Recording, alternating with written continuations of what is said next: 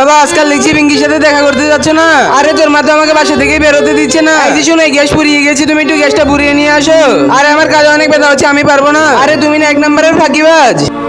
আরে বাবা তুমি তো দেখছি ফাঁকিবাজ, আমি ভেবেছিলাম তুমি সুপার হিরো। আরে এখনো কাঁধে একটু ব্যথা না হলে তোর মাকে আর সিলিন্ডারকে দুটোকে কাঁধে করে বাজারে নিয়ে যেতাম। কি বলছো? কিছুই তো বুঝিনি। আরে না না আমি কিছুই বলিনি। আচ্ছা তাহলে তুমি বাইরে থেকে বাজার আনতে পারবে? আরে বাজার তো আনতে পারবো 100%, সাথে পিঙ্কির সাথেও দেখা করতে পারবো। এই যে দাদা তাড়াতাড়ি করে 1 কেজি চিনি 2 কেজি আটা দিয়ে দিন। এই যে ভাই আপনার বিল 500 টাকা হয়েছে। আরে ওইটা দেখি পিঙ্কি, আমি তো পিঙ্কির সাথে দেখা করতে যাচ্ছিলাম। আরে পিঙ্কি এটা তোমার কি হয়েছে? আরে আমি কাঁধে বিষ লেগে পড়ে যাই, তারপরে আমার কোমর ভেঙে যায়। এটা কোনো কথা? তুমি এভাবে আসছো আর আমাকে বলোনি? আরে পিঙ্কি তুমি কোনো চিন্তা করো না, আমি থাকতে তোমার মাটিতে আর পাড়া দিতে হবে না। আরে তুমি আমাকে এত ভালোবাসো। আরে আমি তোমাকে এত ভালোবাসি যে বলে শেষ করতে পারবো না। না এবার তো বলে শেষ করতেই হবে।